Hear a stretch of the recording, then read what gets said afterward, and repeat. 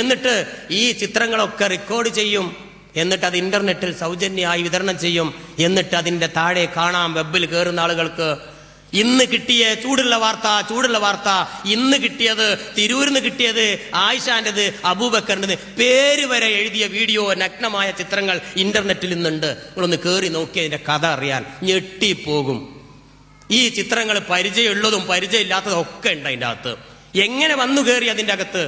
സ്വന്തമായി അംഗീകരിച്ചു കൊണ്ട് കൊടുക്കുന്നതല്ല, ഇതുപോലത്തെ കൊടും ചതിയിലൂടെ അകപ്പെട്ടു പോയ ചിത്രങ്ങളാണ്. ഇത് വാങ്ങാൻ ചെറുപ്പക്കാർ ക്യൂ നിൽക്കുകയാണ്. അതിനുവേണ്ടി ഇന്റർനെറ്റിലും ഇന്റർനെറ്റ് കഫേല് ബൂത്തിൽ ക്യൂ നിൽക്കുന്ന ചെറുപ്പക്കാരെ അങ്ങാടിക്ക് തിരൂർക്ക് ഒന്ന് പോയി നോക്കി, ഇന്റർനെറ്റ് ക്യാബിനിലേക്ക് ഒന്ന് പോയി നോക്കി. നിങ്ങൾ ഉപ്പമാർ ഒരു ദിവസമെങ്കിലും ആ ഇന്റർനെറ്റ് ബൂത്തിലേക്ക് പോയി നോക്കി ഏതെങ്കിലും ഒരു ചെറുപ്പക്കാരനെ ഒന്ന് എത്തി നോക്ക്. അവൻ മുഖത്ത് നോക്കി ചോദിക്കും എന്താടാന്ന് ചോദിക്കും. വയസ്സായ നിങ്ങളെ താടി നോക്കി ചോദിക്കും എന്താടാന്ന് ചോദിക്കും. മാറട അവിടുന്ന്, ഞാൻ പൈസ കൊടുത്തിട്ടാണ് ഇവിടെ കാണുന്നത് എന്ന്. ഇതിനൊക്കെ അംഗീകാരം കൊടുക്കാൻ നമ്മുടെ സർക്കാരും രംഗത്ത് വന്നു. നോക്കി നിങ്ങൾ, എത്ര വൃത്തികെട്ടാണ് നമ്മുടെ നാട് പോയിക്കൊണ്ടിരിക്കുന്നത്. ഈ കഫേലിരുന്ന് കൊണ്ട് ഇതുപോലെ ചിത്രങ്ങൾ ഡൗൺലോഡ് ചെയ്യാം. അതും അഭിനയിച്ചത് കുട്ടികൾക്ക് വേണ്ടത്രേ. ഇതുപോലത്തെ ഒറിജിനൽ കുടുംബങ്ങളെ ചിത്രം ഉണ്ടോ? $5-10 ബാങ്കിലെ ATM കാർഡ് അടിച്ചു കൊടുത്തുകൊണ്ടും മറ്റു പല മേഖലയിലൂടെയും മൊബൈൽ ഫോണിൽ ചാർജ് ചെയ്ത പൈസ കൊടുത്തുകൊണ്ടും 100 രൂപ ബാലൻസ് ഉണ്ട്, അതിന് 50 രൂപ ട്രാൻസ്ഫർ ചെയ്ത് കൊടുക്കുക ഈ ചിത്രം കിട്ടാൻ. അല്ല, അപ്പൊ പൈസ കൊടുക്കണമെന്നൊന്നുമില്ല. കാശ് എങ്ങനെ കമ്പ്യൂട്ടർ കൂടി കൊടുക്കുക, അങ്ങനെ കൊടുത്താൽ മതി. ചിത്രം കിട്ടി തരും, കാണുക, നന്നായി കണ്ടങ്ങനെ ചിരിക്കവന് റാഹത്തായോ വീട്ടിൽ പോവുക, കിടന്നുറങ്ങാം. നോക്ക് നിങ്ങൾ, വലിയ ദുരന്തമല്ലേ ഇത്? അപ്പൊ ഇങ്ങനെ ഈ ക്യാമറ വെച്ച് സംസാരിക്കുന്നത് ഇവർക്ക് അറിയുന്നില്ല. അതുപോലെ പ്രായപൂർത്തിയായ പെൺകുട്ടികൾ വാപ്പയുമായി ഒരുപാട് സംസാരിക്കും. ഈ സമയത്ത് സൈഡിൽ നിന്ന് കാണാൻ ഒരുപാട് ആൾക്കാർ വരുന്നത്, മോളെ തന്നെ കാണാൻ നല്ല ഭംഗിയുണ്ടല്ലോ, എന്നേറ്റൊന്ന് ചാറ്റ് ചെയ്യാവോ, എന്നേറ്റൊന്ന് സംസാരിക്കാമോ എന്ന്. കുറേ സംസാരിച്ചു കഴിഞ്ഞാൽ വാപ്പയുമായി ചാനൽ കട്ട് ചെയ്താൽ വേഗം വരും ഇവളേറ്റ് സംസാരിക്കും, അടിക്കും. പാവം ഉമ്മാന്റെ വിചാരം എന്താ?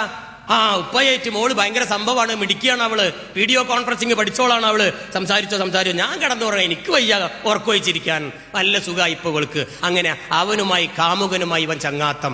കാമുകൻ പറയും ഒരു ദിവസം താഴ്ത്തടി ക്യാമറ, ഇവൻ താഴ്ത്തും, ഇവളെ ചിത്രവും നഗ്നമായി ഇന്റർനെറ്റിൽ ഒഴുകും. സൂക്ഷിക്കണം, ഇപ്പോഴാണ് അതിന്റെ സമയം. നാട് ഒരുപാട് പുരോഗമിച്ചു, IT രംഗത്ത് ഒരുപാട് ഡെവലപ്മെന്റ്സ് ഒക്കെ ഉണ്ടായി. പക്ഷെ മനുഷ്യന്റെ മനസ്സിന് മാത്രം ഡെവലപ്മെന്റ് ഉണ്ടായിട്ടില്ല, തിരിച്ചറിവില്ല. മൃഗങ്ങളെക്കാളും മനുഷ്യൻ അധംപതിച്ചു പോയിക്കൊണ്ടിരിക്കുകയാണ്. ഇവിടെ ഒരുപാട് ഇസ്ലാമികമായ നിയമങ്ങളും ചിട്ടയും ഒക്കെയുള്ള ആളുകൾ പോലും ഇതിന് വഴിപ്പെട്ടുകൊണ്ടിരിക്കുകയാണ്. കാരണം സാങ്കേതിക വിദ്യ അവനെ ചങ്ങലക്കിട്ട് പൂട്ടിയിരിക്കുകയാണ്. ഇവിടെയാണ് നമ്മൾ സൂക്ഷിക്കേണ്ടത്. അല്ല, പ്രായപൂർത്തിയായ മക്കളെ ഒരല്പം ശ്രദ്ധിക്കുക, നമുക്കതിന് നിർവാഹമുള്ളൂ. ഇത്തരം കമ്പ്യൂട്ടറുകൾ ബെഡ്റൂമിൽ വെക്കരുത്. തുറസായ ഹാളിൽ വെച്ചോ. കമ്പ്യൂട്ടർ വേണ്ടാന്ന് പറഞ്ഞിട്ടില്ല, ക്യാമറ വേണ്ടാന്ന് ഞാൻ പറഞ്ഞിട്ടില്ല. ഹാളിൽ വെക്കുക.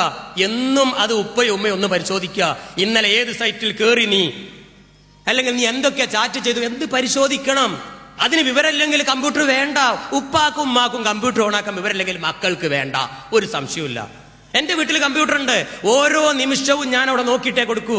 മാത്രമല്ല 6 വയസ്സായ എന്റെ മോൻ എന്നോട് ചോദിക്കും, ഉപ്പ ഞാൻ കമ്പ്യൂട്ടർ തുറന്നിട്ട് ഒന്ന് ഓണാക്കട്ടെ, www. ഞാൻ എന്തടിക്കണമെന്ന് 6 വയസ്സുകാരൻ എന്നോട് ചോദിക്കും. www. പിന്നെ ഞാൻ എന്തടിക്കണമെന്ന് അവനറിയാ. വൃത്തികെട്ട എന്തെങ്കിലും അടിച്ചാൽ ഒരു ദിവസം എന്റെ അടുത്ത് ചിരിച്ചു കൊണ്ടുവന്ന് പറയാവൻ, ഉപ്പാ ഞാൻ ഈ കാർട്ടൂൺ എന്ന് അടിച്ചിട്ട് 2 ആണും പെണ്ണും കൂടി കിസ് ചെയ്യുന്നതാണ് കണ്ടത്, അയ്യേ എന്ന് 6 വയസ്സുകാരൻ നാണം കൊണ്ട് എന്റെ അടുത്തേക്ക് വന്നു. അങ്ങനെ മക്കൾ അടുത്തേക്ക് വരണം. അതിന് വീട്ടിലെ മക്കളും ഉമ്മളും കൂടി ഒരു ബന്ധമൊക്കെ ഉണ്ടാക്കണം. കണ്ടാ കുരച്ചു ചാടുന്ന സ്വഭാവമാകുമ്പോൾ മക്കൾ അങ്ങനെ പോകും. സ്നേഹവും അവിടെ ഒരു ഐക്യമൊക്കെ ഉണ്ടാകുമ്പോൾ കുട്ടികൾ ഇത് വന്ന് പറയും ചെയ്യും. അതിന്റെ വീണ്ടും തിരിച്ചു വരുന്നത് ഉമ്മമാർക്കും ഉപ്പമാർക്കുള്ള ഉത്തരവാദിത്വം തന്നെയാണ്. മക്കൾ നന്നായിട്ടുണ്ടെങ്കിൽ അതിന്റെ ആളും നമ്മൾ തന്നെ, ചീത്തയായിട്ടുണ്ടെങ്കിൽ അതിന്റെ ആളും നമ്മൾ തന്നെയാണ്. അതുകൊണ്ട് ഇത്തരം മക്കൾക്ക് സ്വകാര്യ കമ്പ്യൂട്ടർ വാങ്ങിക്കൊടുക്കരുത്, ഇത്തരം മൊബൈൽ ഫോൺ വാങ്ങിക്കൊടുക്കരുത്, മോട്ടോർ സൈക്കിൾ വാങ്ങിക്കൊടുക്കരുത്, വെറുതെ കാശും കൊടുക്കരുത്. എത്ര കോടികൾ നിങ്ങളുടെ അടുത്തുണ്ടായാലും ശരി, ആവശ്യമില്ലാത്ത ഒരു ഉറുപ്പ്യം കൊടുക്കരുത്. സ്നേഹമൊക്കെ ഉണ്ട്, അത് മനസ്സിൽ മതി. പണ്ടൊരു തന്ത പറഞ്ഞാണ്, ഞാനോ ഒരുപാട് കഷ്ടപ്പെട്ടു, എന്റെ മോൻ അത്ര കഷ്ടപ്പെടരുതേ. പോയി കാര്യട്ടോ, ഒരല്പം മോനും നീയും കഷ്ടപ്പെടടാ എന്ന് പറയും, അപ്പോഴേ ആ കുട്ടി രക്ഷപ്പെടൂ. ഞാൻ എന്റെ ജീവിത കഥയാ പറഞ്ഞത്. ഒരുപാട് കഷ്ടപ്പെട്ട ആളാ, അതുകൊണ്ടായിരിക്കാം എനിക്ക് ഇങ്ങനെയൊക്കെ തോന്നുന്നതും ഇങ്ങനെ പറയാനുള്ളൊരു ചങ്കൂറ്റവും ഇങ്ങനെയൊക്കെ ഒരു ഇൽമുണ്ടാക്കാനും എനിക്ക് കഴിഞ്ഞത്. ഒരുപാട് കഷ്ടപ്പെട്ടതുകൊണ്ട് തന്നെയാ. അപ്പൊ അതുകൊണ്ട് കുട്ടികളെ കാര്യത്തിൽ പ്രത്യേക രക്ഷിതാക്കൾ സൂക്ഷിക്കുക. ഈ സാങ്കേതിക വിദ്യ ഒരുപാട് വളർന്നു, അത് നിങ്ങളും മനസ്സിലാക്കണം, അത് പരിശോധിക്കണം. തുറസായ സ്ഥലത്ത് കമ്പ്യൂട്ടർ വെക്കാവൂ, അത് നിങ്ങൾ പരിശോധിക്കണം. പേഴ്സണൽ റൂമിൽ കമ്പ്യൂട്ടർ വേണ്ട, TV വേണ്ട, CD പ്ലെയർ വേണ്ട.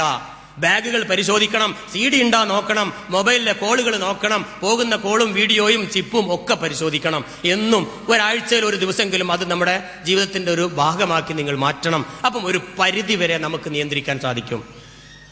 അതിൽ വീഡിയോ ക്യാമറ വെക്കുന്ന, ഇന്റർനെറ്റിൽ വെക്കുന്ന ഒന്നിന്റെ ചിത്രങ്ങളാണ്. നെക്സ്റ്റ് ഇനി ചെറിയൊരു പോയിന്റ് കൂടിയുള്ളൂ. ഏതായാലും ഇവിടെ അവസാനിപ്പിക്കുകയാണ്. ഞാനൊന്ന് കൺക്ലൂഡ് ചെയ്യണം.